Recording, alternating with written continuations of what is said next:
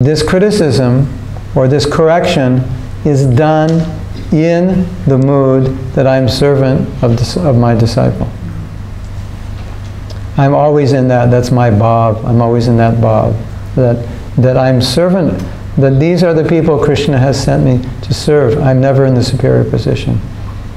And therefore, when I criticize, I correct, it's totally in the mood of service, so there's no criticism. He said, only in that way can Vaishnava be a guru. Now, 1972, in Los Angeles, in a class I was attending that Prabhupada gave, he was talking about this, and he said, if you are envious, if you are jealous, you are in the material world. And if you are not envious and you're not jealous, you're in the spiritual world. This was kind of a direct black and white statement, pretty heavy, and it's very clear. Now, add to that, a Vaishnava doesn't criticize. Now we have a pretty high standard of what it means to be a Vaishnava. Shri Shri Radha Gokula Ananda Ki Jai.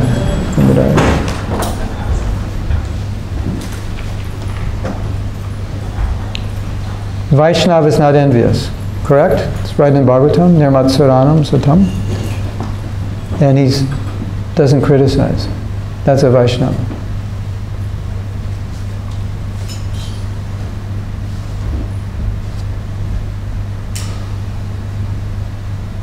Now there's another heavy thing.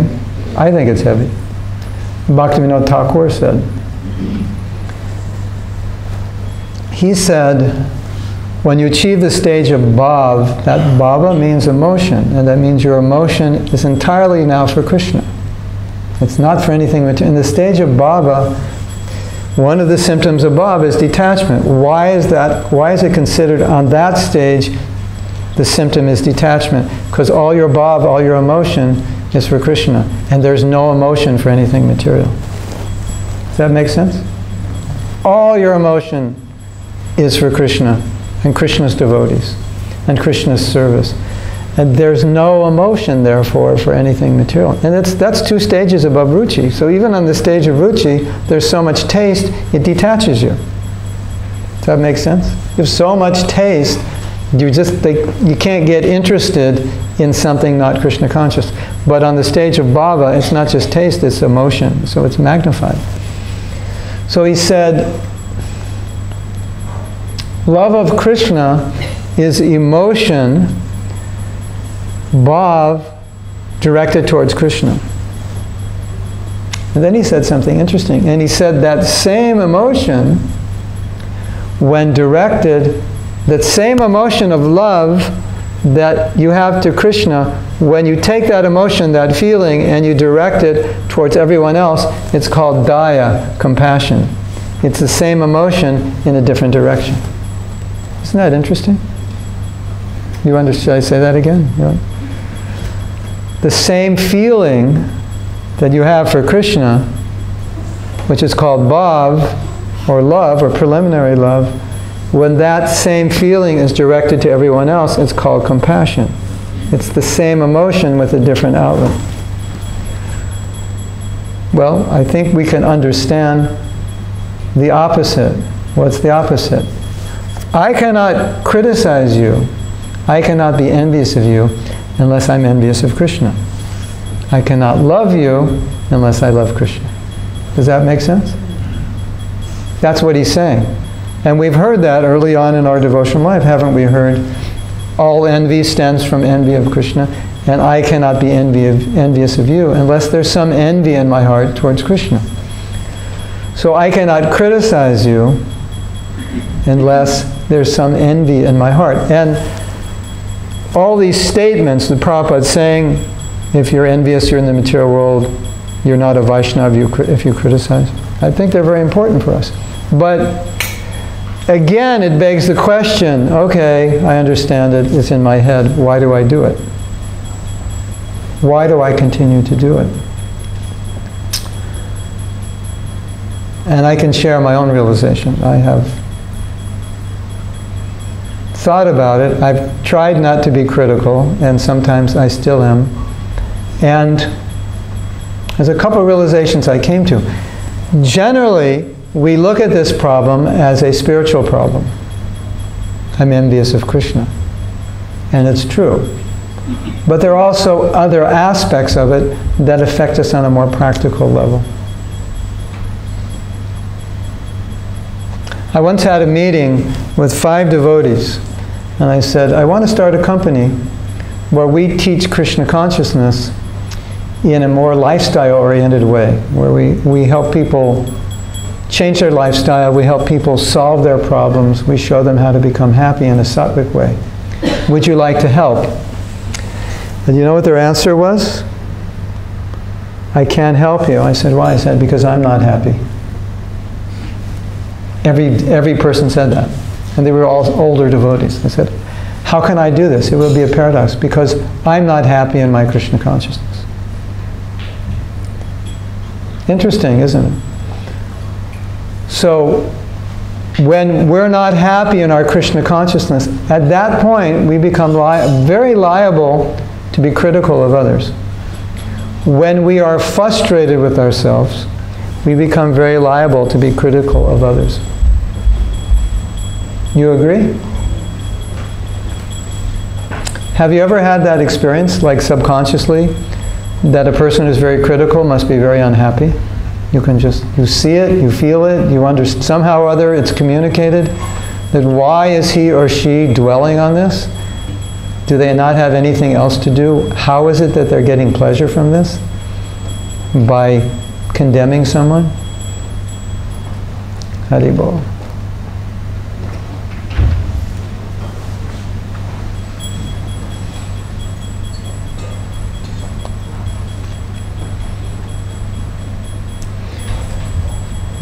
Once there was a devotee, and he wrote Prabhupada a letter. And he said, Prabhupada, I'm thinking I should do this, but maybe that, or maybe this, or maybe that. Which we call the mental platform, right? Actually, the mental platform, what it actually means according to Bhagavatam is just sense gratification. Mental, I'm on the mental platform means I want to enjoy. I like this, I don't like that.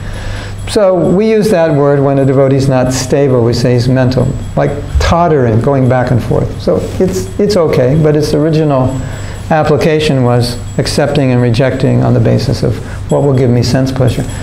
So Prabhupada wrote him back, and he said, the attitude of a devotee, he wasn't happy because the devotee was unsettled. Maybe I should do this, maybe I should do that, maybe I should go here, maybe I should go there. So Prabhupada was kind of analyzing it as, you're just thinking about what you want to do, what you like, what you don't like. And then he wrote him a very interesting letter. He said, a devotee is satisfied with a little prasadam, a little service, and I don't know if he said 6 feet to sleep, but basically that's the impression I got. A little space where you can lay down at night, some prasadam to keep you going, and some service, and a devotee satisfied. So, of course, we want service that inspires us, and if the service inspires us, it's according to our nature, we'll be satisfied. So my realization is that generally, devotees who are more enriched, satisfied in their service and their sadhana, who are going deeper into their Krishna consciousness, you will tend, maybe you have this experience, you will tend to find they more lavishly give out appreciation. It's just, they're happy, they're satisfied, they're enriched in their own bhakti, and because of that, they tend to appreciate devotees more. Have you seen that? Any of you noticed that? You know devotees that they always say good things about everyone? You know devotees? You don't know any like that?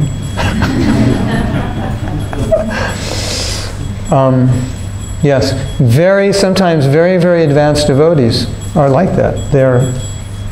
They're praising others who are not even near them and just appreciating them. You're doing such amazing service. Someday I hope I could do such service. To me, that's an indication that they're very deeply swimming in the ocean of Krishna consciousness, and they're very deeply satisfied with their service and sadhana. Now, I'm not saying to try to rectify a problem is wrong. That sometimes we do that because it's our duty. But I just want to tell you that Srila Bhaktisiddhanta said something amazing. He said, even if you see a fault, you don't have the right to criticize.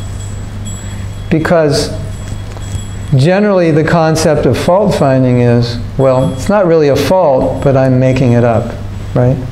So he takes it to the next level. Okay, it is a fault. Everybody can see it's a fault. But his point was, when you get fixated on that fault, that's a problem, both because you did it and both as a consequence of doing it. You understand? The fact that you're fixated on this person's problem is an indication of your problem. And because you're doing it, it's going to create further problems. And so he said, in his own humility, he said, the reason I don't appreciate devotees is because I don't have one drop of humility. And so turn it around. He said, if I have humility, I will appreciate.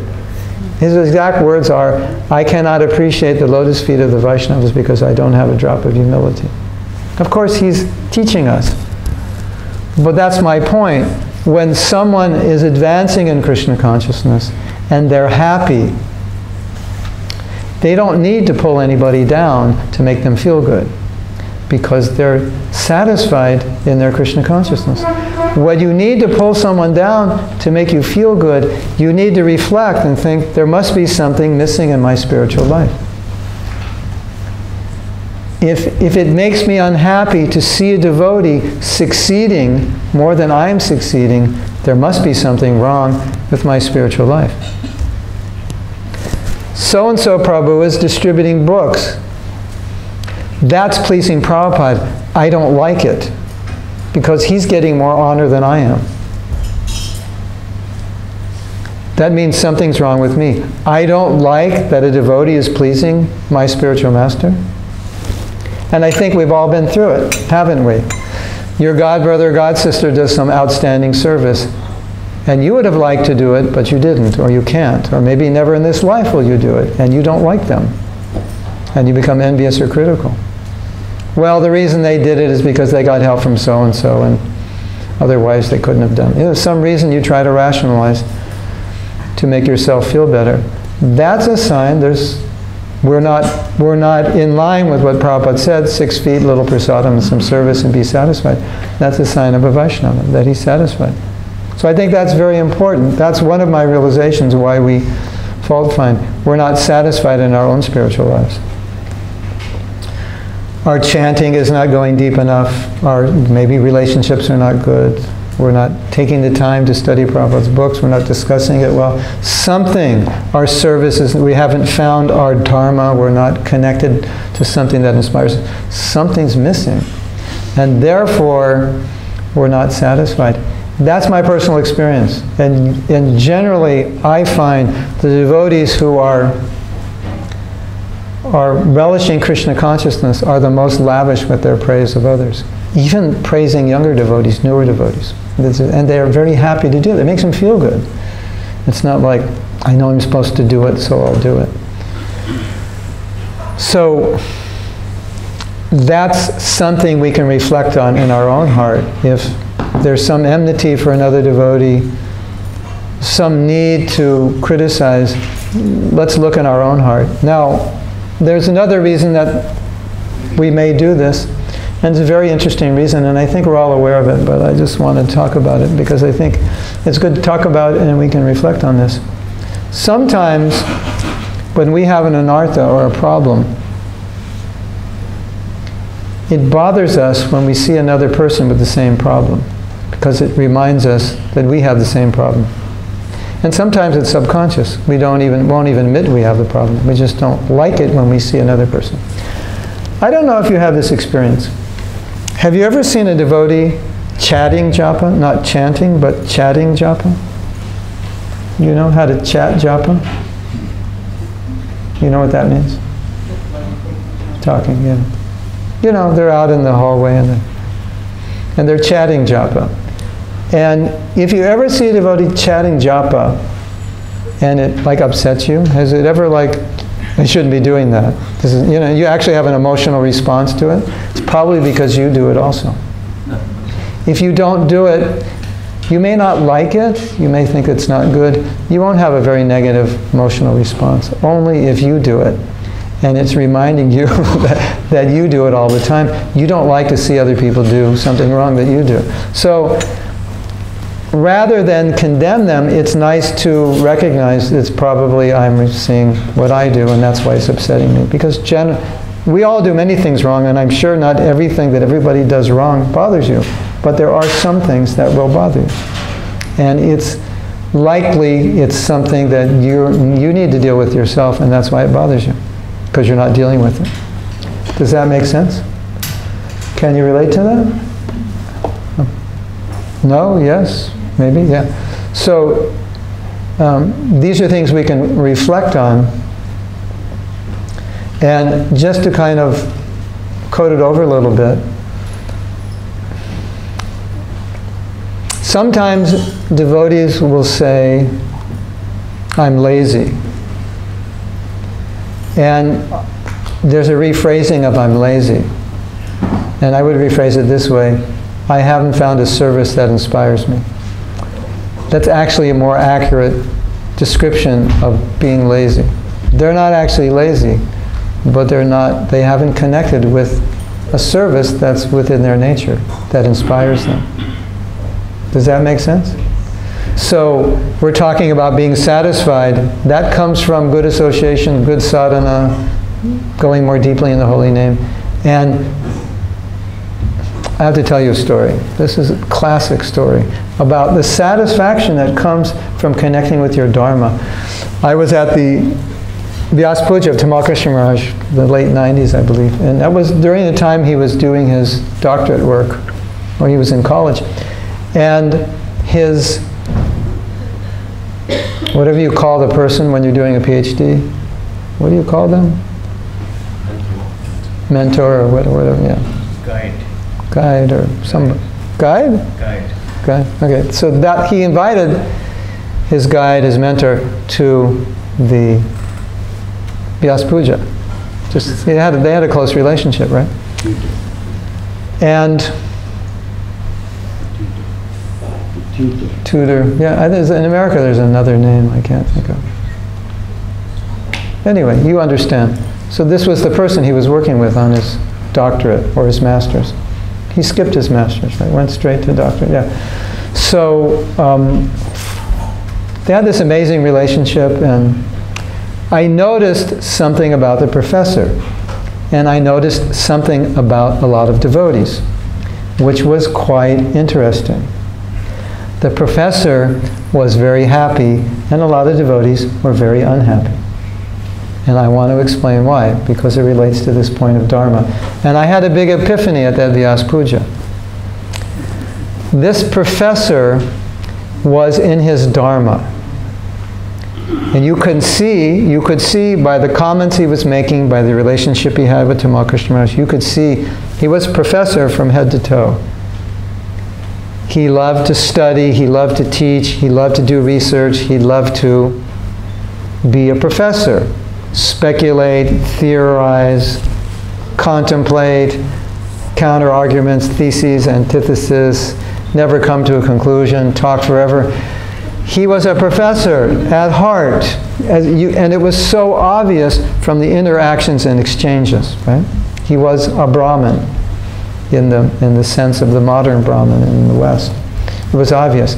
And you could see how happy he was to be working with Tamal Krishna Maharaj, not only because Tamal Krishna Maharaj was an amazing person to work with and he was benefiting from that association, but just because he loves his job. In the audience, I happen to know there were many Brahminical devotees who were engaged in non-Brahminical work, who were selling something because they were all university dropouts and married and they had to make money, so they were selling something. Whatever that something was, just they had to sell something to make money. And because they were Brahmins, they were quite unhappy having a little kiosk in a mall or a store selling some toy or some painting or some necklace or something. when at heart they were teachers and they were Brahmins. And I knew them. And as I said earlier, we got this group of devotees together who said, I can't teach happiness because I'm not happy. When you're out of your dharma, you're not happy. Even you come to the kirtan and dance in ecstasy, but if you go back into a dharma which is not your dharma, you're not happy. And therefore you're not inspired.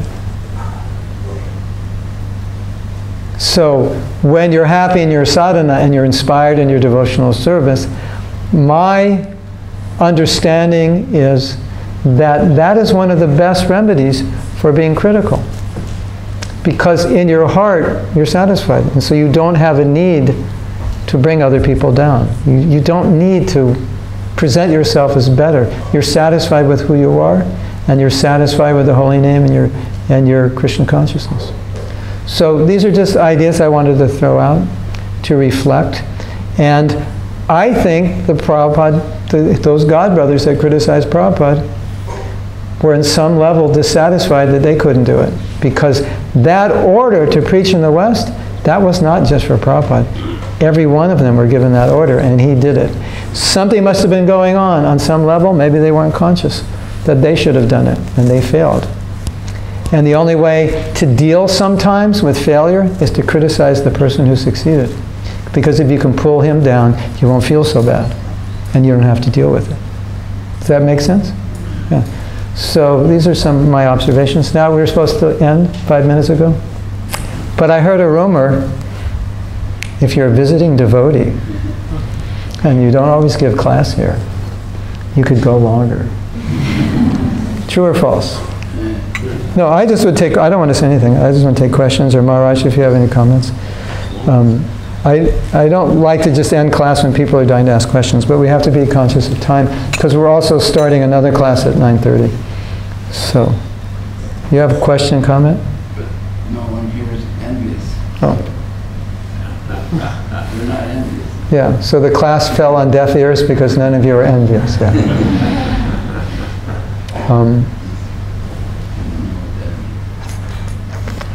I'll give you another thought. I've told you this last time, but there's a group of people called the Amish, and they forgave, did I tell you this story? They forgave the family that killed their children, murdered them cold-blooded, just shot them.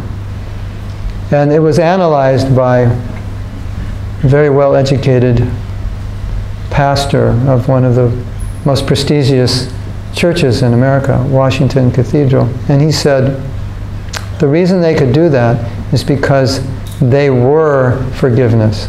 That's who they were. They weren't thinking like, oh, Prabhu, I just can't forgive. You know, then I try to teach you and say, I know I should, but. So his point was, they were not, I know I should, but. They were hundreds of years past, I know I should, but. They live forgiveness. So they personify their teachings. Their 19th chapter, or whatever chapter of their Bible, their chapter is exactly the same as the rest of the Bible. That was his point. They've taken the teachings and their lifestyle, and they all became one. So you would understand, if you live with them and they never told you what they believed, you would understand what they believed without a word by their lifestyle. Would people understand what we believe by our lifestyle? I don't want to say yes or no. I leave that for you to decide. If someone came here and we couldn't tell them what we believed, would they understand it by seeing the community? That's an interesting question. And that was his point. The philosophy and the lifestyle were not two different things. They were what they believed. He said, it's who they are. It's not what they believe, it's who they are. So I think that's our goal. Our 19th chapter, here's the 18th chapter, here's our life, the 19th chapter, and the 18th, they merge. So that's the challenge of representing Prabhupada. That's kind of my summation of the whole thing. Okay? Thank you very much. Well, you had a comment? No. Yeah. Thank you. Yes. Yes. So you were starting off with a report that Prabhupada says people generally cannot understand the activities of the Vaishnava, and therefore they criticize. You analyze their criticism, and the tendency to criticize, we all know we shouldn't criticize, and yet we have the but, yes, but we do. And your end summation is, the reason why we do is because we're not satisfying ourselves. Either we're not satisfied because we're not studying it correctly, or we're not properly situated in our own service. Or relationships as well. Yeah. Or our relationships aren't very happy. Yes. So if we find ourselves criticizing, we should look, is my studying good? Am I situated in my dharma? What are my relationships like? Or do I have the same problem? Or do I have the same problem? Yes, Thank yes. you very much. So if we find ourselves criticizing, we should look about, we should use these 4 things to look at what is my own problem. Can I understand you? Perfect. You're hired to summarize my lectures. I'll give you all my CDs. Add something. Yes, please. And one thing, sometimes when I listen to this, I think there's a fifth reason, and that's we actually misunderstand philosophy. I've often had people say to me that, my Sanskrit is not so good, but I'll quote from 1715 that one's speech should always be pleasant. Yes. And then they'll quote a comment from Prabhupada who said, generally we should speak such a detail or something like that. But there's a higher principle. You have to tell the truth. That's such a tell the truth. Yeah. You have to call a spade a spade. Yes. And they'll point out that Prabhupada criticized. Yes. And so sometimes we may misunderstand the philosophy. Yes. Think that if I don't criticize, that criticism is a higher principle. And therefore you're not criticizing. And therefore I'm acting according to a higher principle. Yeah. My criticism is Vaishnava. Yeah. And all the people in ISKCON, or all the people in this month, or all the people in wherever we are, where we're imposters, and I have to point that out. I have to point out that you're not so pure, because that's the higher principle. Mm-hmm. So I think there's that fifth reason. Yeah. I think to deal with that reason, we need to understand that mercy comes through pleasing Vaishnavas, and failure comes through criticizing. That's what our Shastras are very clear. Please the Vaishnavas, you go up. Criticize, you go down. So we have to be careful about validating criticism in the name of Dharma, because we could be shooting ourselves in the foot. We have to be extremely careful. Obviously there may be exceptions of a higher principle, but with caution. And if I offend you, I don't get your mercy, and I need your mercy. I need the mercy of all the Vaishnavas, because that's how I advance. So I don't want to offend anybody. I want to please you. I want you to like me, because Vishwanath Chakravarti Thakur, he said something amazing. He said, who does Krishna give mercy to? He said, Krishna gives mercy to the devotee that wants to show mercy to a particular person. So, if Vishwambar Prabhu wants to show mercy to me, then it's like he's got his light on me, and Krishna goes, okay, mercy to Mahatma. He says that's how mercy comes down. Where the Vaishnava chooses to give mercy, that's where Krishna, then he follows that. So, we don't want to offend the Vaishnava, and therefore lose his mercy.